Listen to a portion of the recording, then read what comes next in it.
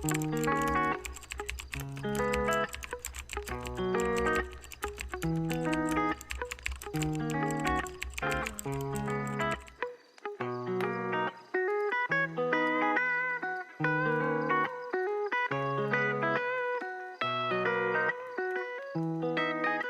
a bit early to be starting the video this up close to my face. Hello, good morning, welcome, welcome. Is this angle bad? I feel like the angle's always bad. Oh my god, I cannot tell you how delighted I am to be filming like a bookish reading related vlog today. That's what you're getting. I'm sure you've all guessed by the title. If you're new, welcome in. My name's Charlotte. Thanks to returning viewers. Oh. So I don't normally order new stuff. You all know this about me. Well, I've had my eye on this cardigan for a really long time and it keeps going out of stock and I finally got it.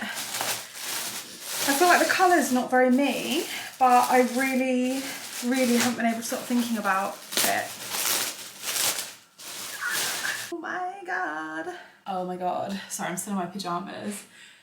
Do you not just think that's gorgeous? I think the fit of it, I was wondering if I should have got a medium. Actually, no, I think the small's alright. No, that's fucking cute. Anyway, oh, my boobs are a bit too big for the top button, but I can just have that undone, right? What was I saying? Maybe I could wear my new cardigan today. But yeah, anyway, what I was saying before we got waylaid. Hello everyone, my name's Charlotte, welcome in. Today I'm filming what I love to film most, which is a reading vlog. I'm gonna say it's like a bookish vlog. I've noticed that what I do in vlogs at the start is I always like run through the things I'm gonna do in the vlog, which is fun and it helps me like get organised and get my ish together. But I realise like, is that spoiling the vlog? Do you want it all to be a surprise? Anyway, I don't know, we'll figure that out another day. Am I gonna do full beat today or am I gonna do half beat? I might do full beat. Oh, I wanted to work out later. This is already at 5 minutes long and I've barely said a fucking thing. I am doing a bookish / reading vlog today. I haven't done one of these in ages.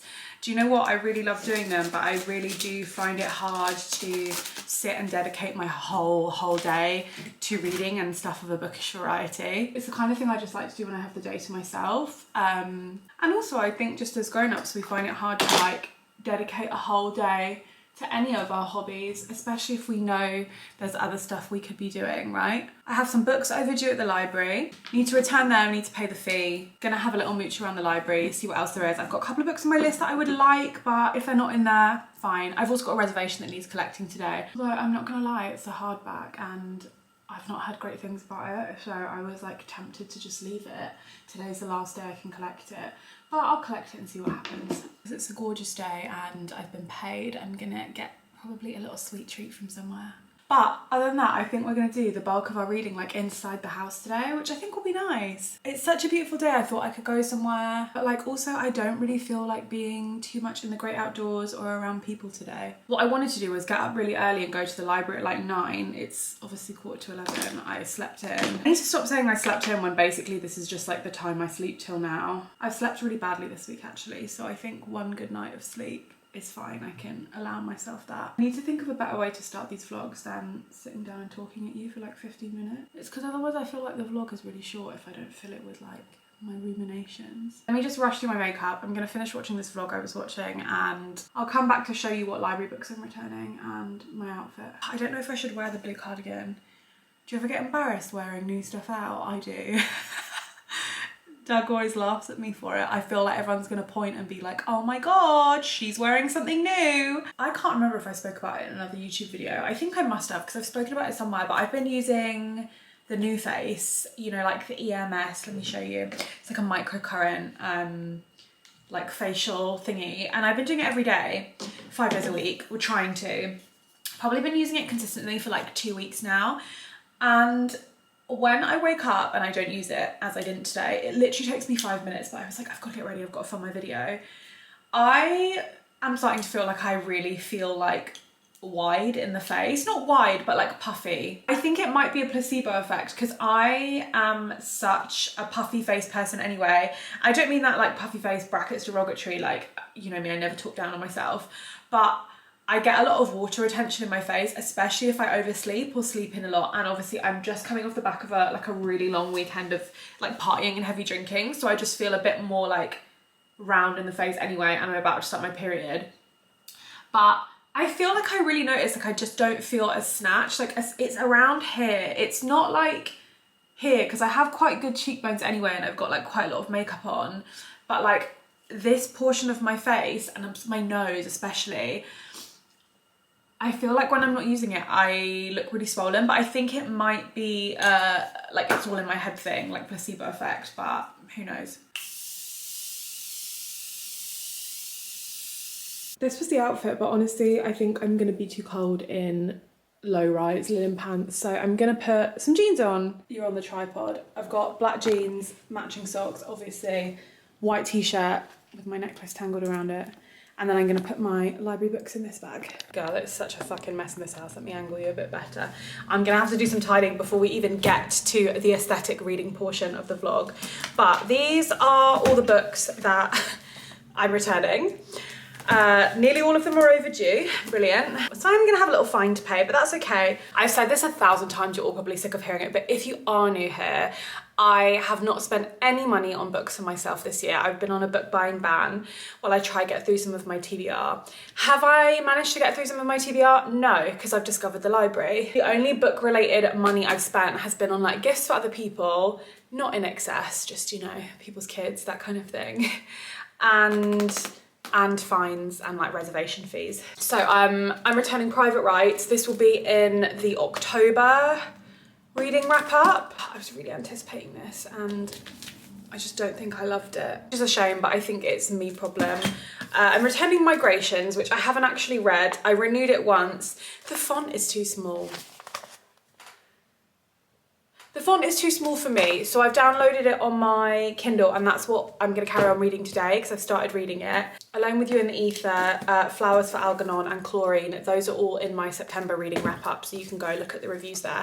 So I'm going to pop them all in my bag, collecting one book, and then I'm going to look for a couple of others when I get there. Like I said, I was going to read out because it is such a beautiful day, but I think I just want to spend the day at home, honestly. I say that like I haven't spent the last like 6 consecutive days at home. I'm just a homebody and this is more than enough out the house for me. I'm gonna stop and get a little something to eat and drink that I'll probably bring back. I've got food here, but I want like a little sweet treat that I don't have.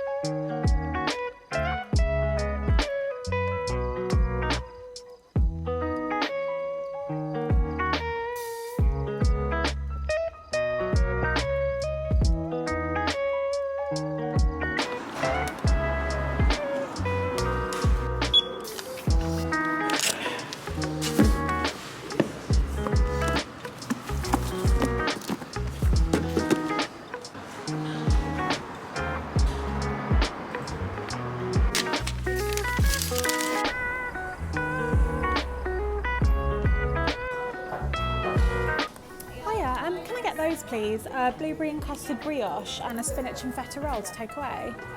Thank you so much.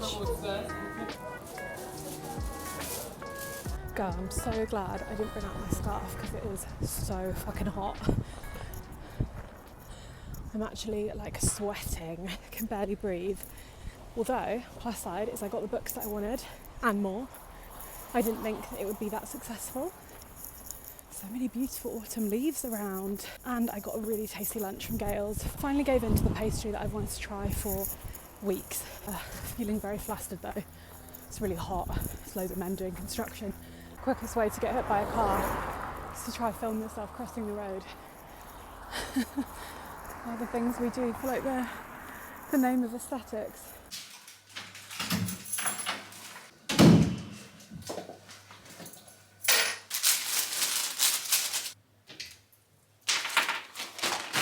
Oh my god, it's so fucking hot. Let's crack a window.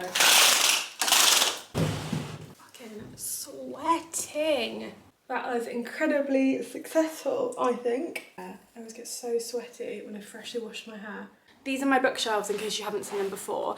I saw online that people think rainbow bookshelves are cringy. And like, I don't get it, but I respect your opinion if you think that's the case. I'm like fairly new to having a bookshelf, so I feel like it's a necessary stage everyone's got to go through. And if rainbow bookshelves are cringy, tell me why I had exactly the right amount of books for each section, because I've got a slightly wonky bookshelf. So let's go through the haul. Let me show you what I've got. So I recently filmed for TikTok, for my BookTok page, something called 10 before the end, which is 10 books you want to read before the end of the year. I will pop it in the description box as well as a regular TikTok. I've been wanting to do it for ages, so I feel like really happy that I've done it because I feel really inspired to create content for it, as well as my regular page. It feels much better to me having the separation. Anyway, I did a 10 before the end, which I can't be bothered to get up and show you, but on there was Interview with a Vampire by Anne Rice, a Hans Christian Andersen fairy tale book. I'm gonna show them to you. Interview with a Vampire, I'm really intimidated by this because there's just no chapters, it's super fucking dense.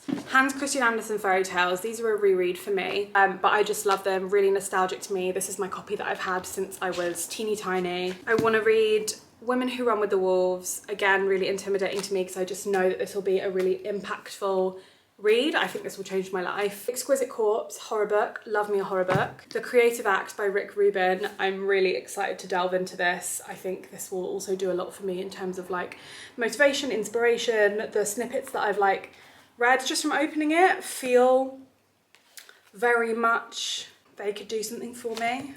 Ran out of words. The other ones, it's 11 technically. The Count of Monte Cristo, which I think quite frankly, I'm insane for wanting to read that before the end of the year because it's a classic and it's like a 1200 page classic. But if I can read a 1700 page Draco Hermione fanfic in 5 days, I can definitely do a 1200 page classic before the end of the year. And then the Twilight series. I'm just going with the 4 Twilight books because I want to reread them. I love those books. I grew up with them. A little bit of hit of nostalgia. It's time. But I've never read the additional ones that come with it. So like Midnight Sun, the sort of short second life of Britannia, and the other one with the green apple on the front. So I'm not including those in my end of the year 10 before the end, but they probably will go on there because they're all quite short. Anyway, I'm laughing that this is like a huge pile of my 10 before the end that I've put out on my coffee table so I don't ignore it. Migrations is also on there too. And I've just gone to the library and I've taken out 5 books. I'll show you what I've got. So this was my reservation that I had to pick up today. Kathleen Wilson, Think Again. I'm really unsure on this. Anyone remember like Girls in Love, Girls in Tears, Girls Out Late, like all of that kind of stuff? Ellie, Magda and Nadine. Ellie? Yeah, Ellie. This is them as they're adults. But I've seen really bad reviews on this. I think it's a mixture of like, people aren't getting the same nostalgic hit.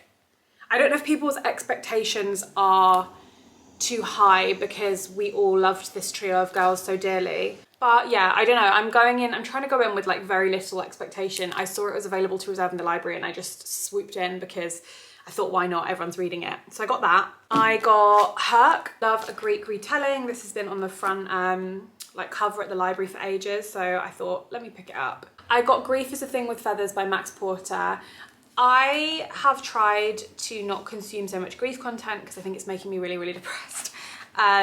But this has been on my TBR for a really long time. I've almost bought this like 10 times in Waterstones and it's not even 120 pages. So I thought, why not? I've seen amazing reviews of it. I've never read anything Max Porter and all of his books are quite slim. So yeah, fuck it. When it's available, I think just grab it from the library because I can always renew it. 19 Claws and a Blackbird by Augustina Bazterrica. This is the author of Tender is the Flesh, which is probably one of my favourite books. It's up there.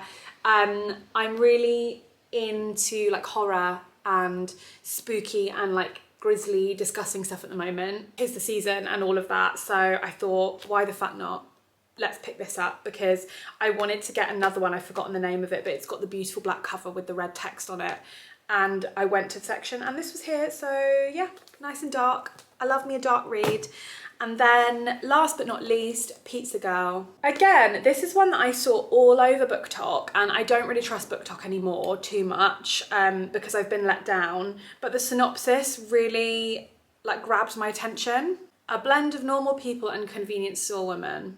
Didn't love Normal People. Convenience Store Woman was pretty good, but I think it's a bit of a weird short read. I haven't decided yet. I was gonna carry on Migrations today, but it's either gonna be one of these, and I think it's gonna be this one because this is the one that I am so excited to read. That's my books. I'm gonna put them on my coffee table. Actually, no, I'll put them here. I got blueberry and custard brioche from Gales that I've wanted to try for ages, and I got a spinach and feta roll and my favourite woodland mushroom crisps they do in there. I'm gonna just have a quick whiz round, fold some things up, and then I'm gonna plate up and eat my lunch and start reading because I'm so fucking hungry. These are like the best crisps ever, by the way, woodland mushroom flavour. Look how nice they look. Oh my God, I'm absolutely gassed. I've had this before and it's a little bit better warm. And then I've never had this before, but I'm gonna cut it in half. I should have taken a photo before doing that, fuck.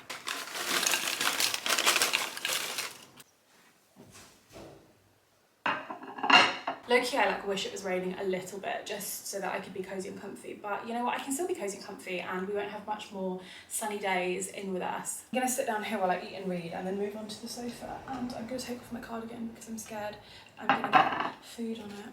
I've decided that this is the one I'm gonna start because this is the one I want to read the most, and it is 112. Obviously we're gonna montage it. I'm gonna see how many pages I can get done in maybe like 40 minutes to an hour. There's 191 in this. How often is it that we get to do something like this? Not very often. Uninterrupted, pure, scheduled reading time. There's something so intentional about it being scheduled, I think. I'm gonna try my hardest not to make eye contact with the camera because I always do that, and I'm gonna speed it up and my little beady eyes are like...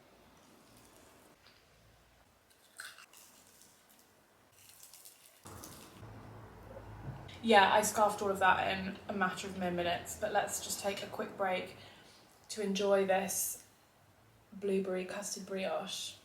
It was expensive.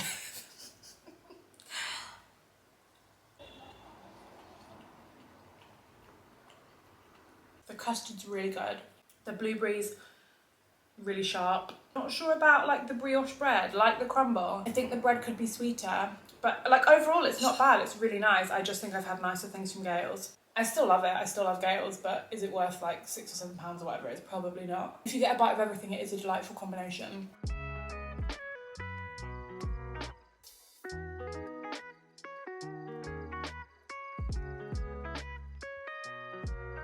So it's actually 1:58, my camera battery died and I was just too lost in the sauce. And this book, I'm on page 87, so we are like bang on halfway through.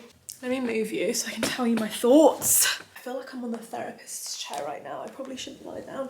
I'm gonna knock this off as well. I've been saying this a lot lately, but it comes with like the territory of reading horror and like gore and stuff like that. Trigger warning, trigger warning, trigger warning. This is a short story collection that is very much based in gore and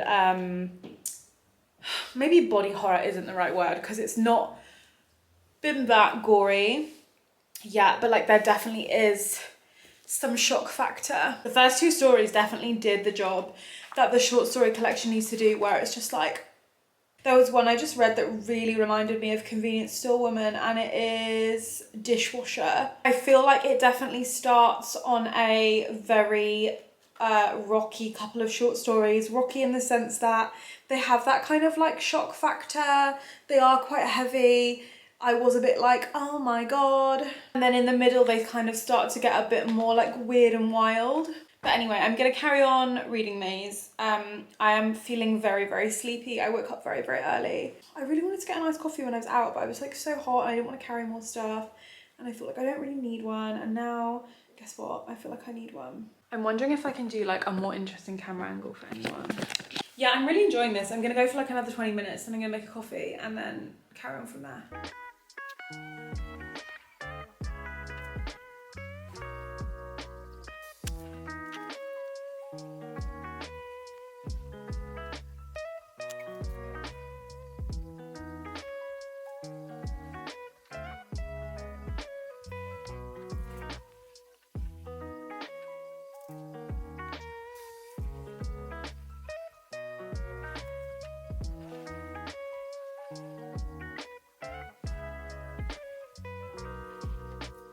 I think maybe it's coffee time. I'm feeling really sleepy.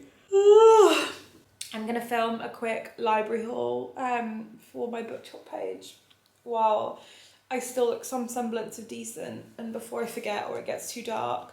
Me and Doug this evening are gonna get a takeaway and we're gonna sit down and do some Japan planning because we've booked to go to Japan next year. That was my birthday present for him. So we're gonna get a Wagamama's and do some Japan planning later. So I won't be vlogging that much this evening. I'll show you what we got though. 2:45, I filmed 2 TikToks, just briefly, one for my book account and one for my regular account.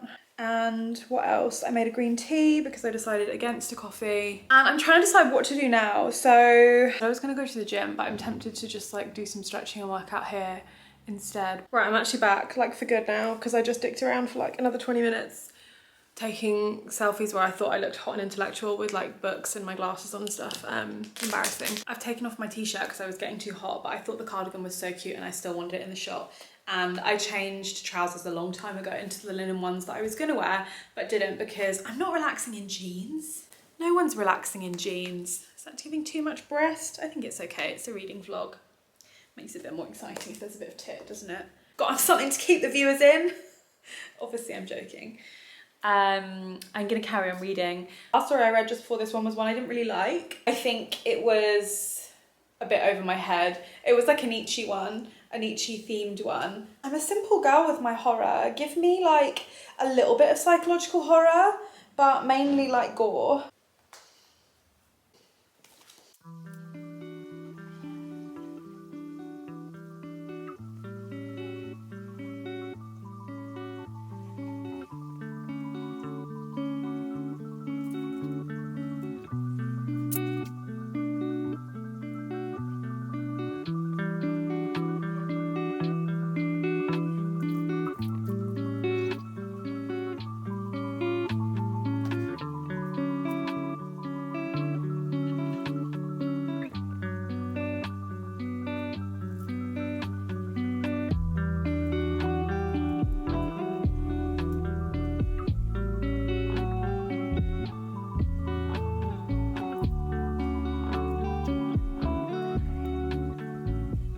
It's 3:32 and I'm getting like a bit antsy. I just need to like get up and move. You know, when you just like read one book for hours, it's been like an hour and a half, who am I kidding? Let's do a page count check. I really could just marathon this and finish this today, but I don't know if I will. 137, page 137, and it's 180, 190 pages long. I think I've made pretty good headway. I will say, I think the further we've gone through this book, the more like abstract the stories have become. So they started off very based in reality and like, how do I put it? Very like graphic and glaringly obvious in the beginning, and then as we kind of move through, they become more like horrifying concepts. I know short stories are a little bit divisive for people. I personally really love them. I think what's great about short stories is that if you're not enjoying it, it's over pretty quick and then you can move on to the next one. Another short story collection I enjoyed was Salt Slow by Julia Armfield. These two are like sisters, not the authors, but like the books. Julia Armfield does a lot of like strange, watery horror writing. Not all of it was horror, but a lot of it was, I guess, like unnerving, unsettling, about revenge, about love, about insomniacs, about women bleeding, about women crushing, about women yearning, and that's like quite similar to this. This, I believe, in what I've read so far, has more horror in like what's left unsaid, which Julia Armfield is quite well known for. But yeah, I think they're like quite chilling. The first two I was literally like, because they kind of set the tone for the rest of the book, but maybe it's because I have sat and marathoned it rather than sitting and enjoying it perfectly, but some of them are super, super abstract. Someone on Goodreads has gone through and rated every single story individually, and I haven't read past the one I've read, but it's interesting because it has quite low ratings and some of them are quite high, and I feel like they've summed up what I think quite well What they've said here is how I feel about nearly all short story collections, because I love reading short story collections. And I know people don't, because people feel like they don't get this consistency. But they said, overall, there were some excellent stories in here and some extremely adolescent ones. The range in quality is mind-boggling, but somehow also made it more fun to read, like Russian Roulette for cowardly nerds. I don't star rate books anymore, but I would be, based on what I've read so far, say 3 stars, because I think I had something similar with this. Maybe this was 4 for me. The 3-star rating really tips on how many of the stories I deeply enjoy, and probably there's 3 so far that I've been like, oh cool. Not cool, but like, wow. I will say they're quite memorable because they're horror, so they're interesting from that perspective. I disappeared for a little while because the flat was really messy and I wanted to have a tidy. And I took a little break from reading my book, and I've been on an audiobook instead, which on BorrowBox I'm listening to a book by Annabelle Hirsch. It's a history of women in 101 objects, read by a full cast. It's got some really amazing cast members, so it's a non-fiction. I did so many audiobooks last month, and then this month I just like haven't really found anything I liked, and I think I did some pretty hit and miss ones last month. You can probably see it from my September reading wrap up. Yeah, I just like realised I was binging audiobooks that I wasn't really loving. So I just grabbed that one because I've been wanting to listen to a non-fiction for a while, and yeah, it's okay so far. I think it's harder for me because I can't see the objects they're describing. They like describe them at the beginning of the chapter, but I think a little picture would have been really useful for me. And I could Google it, but a lot of the times I'm listening when I'm doing something, so I don't necessarily have like the time to sit down. I'm learning a lot, but I feel like I really struggle to absorb non-fiction. I don't know if anyone else has the same thing. I think this is quite common. It's definitely because I read less non-fiction than I do fiction, and I find that I have quite bad retention for reading stuff anyway, so a lot of books that I read I don't remember. I've often found myself picking up a book and realising I've already read it. And I think I struggle with that more with non-fiction. Can you believe that like my entry back into reading as an adult was non-fiction, which to me feels completely fucking insane. But when I was like getting back into reading as an adult like 4 or 5 years ago now, if not definitely a bit longer than that actually, I really struggled with knowing what genre of fiction I liked as an adult. Like going into the bookstore as a grown-up, having not properly read since I was pre-teen, was really frightening. And I remember that's kind of, not literally frightening, you know what I mean, I'm being dramatic, but I remember when I started falling out of love with reading as a teenager, that was what I was struggling with, because I was struggling to straddle the like young adult to adult genre, but some of the young adult stuff was like a little bit too young for me, and some of the adult stuff was too dry. You know, you go from being like a pre-teen and a teenager to having basically like 3 genres, and then going to an adult and having so much more choice. I do think now there are definitely more young adult and like preteen genres available. There's more choice, maybe. There's a video essay that I want to listen to that I think I'm probably going to listen to while I tidy my front room and charge my phone. But it's about how to read books analytically. How to get the most out of a book, Analytical Reading 101 by Robin Walden. I studied English literature at college.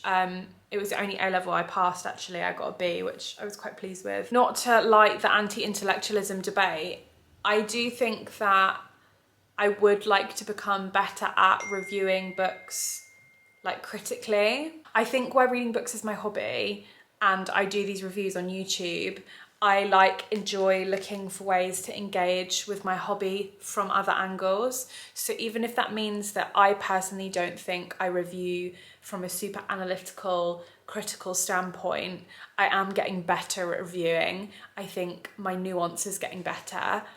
I think my taste is changing in books, and I think it's a skill that I would still like to work on, question mark. What it comes down to is that reading is a muscle, isn't it? That's all it is.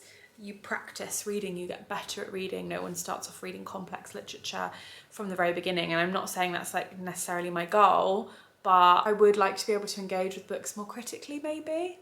I don't know, I'm gonna watch this video essay and I'm gonna link it in the description box. I'm gonna have a little tidy as a break from my other book. This has been a very chatty vlog, probably more chatting than there is reading, but I think it's quite boring to film myself reading for hours and hours. And I've done audiobook and physical book. So today we're gonna give you some really practical, That essay was really interesting. It's definitely more like literary, or like if you're studying, and for non-fiction. But something really rang true, so I read the second part because they were only like 6-minute videos. They were so short.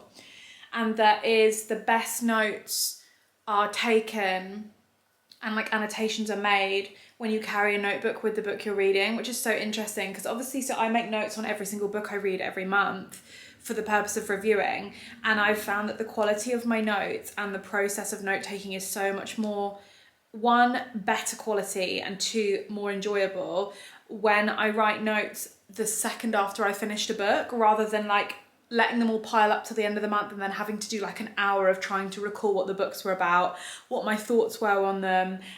And I find sometimes my reviews are a bit lackluster when I leave it to the end. But he was saying you should take notes as you have them, not even wait until the end of the chapter, because then you get a better quality note because you don't lose like the fleeting idea that you had maybe if you wait till the end of the chapter. I just thought it was really interesting. Anyway, I'm trying to pick my Wagamamas. They've got loads of new stuff. I just don't really fuck with the katsu as much as everyone else does. Like, I literally never order it. I think I've got it in me to do one more stint on this book and see if I can finish it before Doug comes home. Page 141. I think I can manage it. It's not a race. I just would like to finish it and then I can review it in this video. I am just a speedy reader as well. This is not like realistic, I don't think.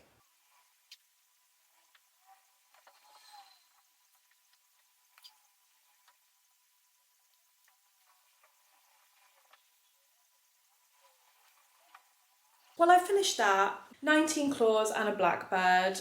Immediate thoughts is, I'm really tired and I'm really hungry.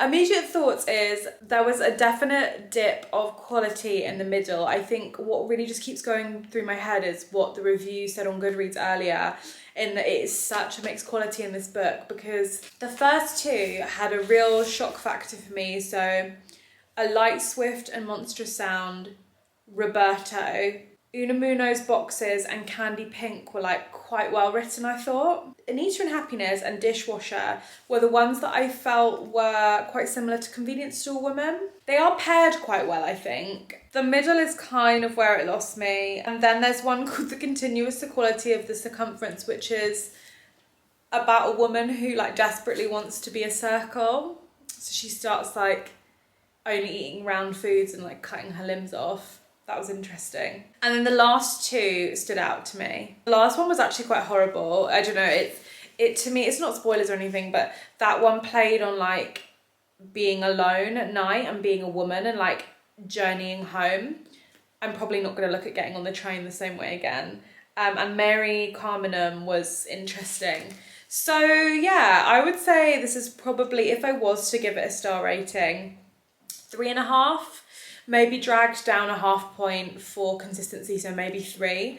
But I feel like that's a very fair 3. It shouldn't have taken me that long, but I had a little phone break in the middle. Would recommend, I think, if you just like a little horrorish moment. I should mark that on my story graph because I didn't even put it up there as I was reading it. I'll put my story graph in the bio. I don't really use Goodreads because I just can't be bothered to maintain 2 systems. But you can add me as a friend on Storygraph and you can see what I'm reading, you can see what's on my TBR. It's not super up to date in terms of star reviews and what's in my TBR, because my TBR on Storygraph is a lot shorter. I love to see what everyone else is reading. I use the community tab on that all the time because some of you, I swear, we all have such similar taste. I've read 69 books. I'm gonna call it 70 because I recently read a fanfic and it's not on Storygraph. And Manacled doesn't count as a book, it says, so I don't actually know if it's counting Manacled. So what's up next on my TBR? I should probably carry on with Migrations. I started Migrations really late in the night last night. I finished Piranesi at like 11 and then I started Migrations and then fell asleep after like 2 pages. I've heard Migrations is an amazing book, so I'm gonna carry on with that, but I'm probably not gonna carry on with that tonight because I think I'm all read out today. I am tempted to pick up Pizza Girl for like half an hour. I'm unsure. The main reason I went to the library was to pick up my reservation of Jacqueline Wilson's Think Again. I have unfortunately had the...